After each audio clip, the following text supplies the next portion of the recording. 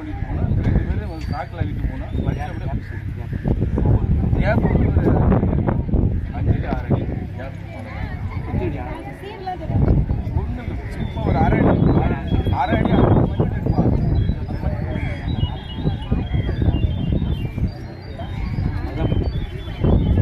ஏன் வந்து ஷீஷோரில் இதை வந்து நடவு பண்ணுறோம்னா தெரியுமா உங்களுக்கு? இங்கே பாருங்க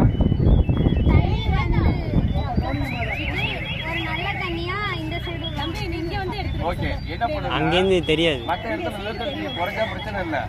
ஆனால் கடற்கரை பகுதியில் நிலத்தடி நீர் குறைஞ்சா ஆட்டோமேட்டிக்காக உப்பு தண்ணி உள்ள வந்துடும். ஓகே ஒன்று அடுத்த சுற்றுலாத்தில் நிறைய பேர் செட்டு பண்ணுற காரணமே போது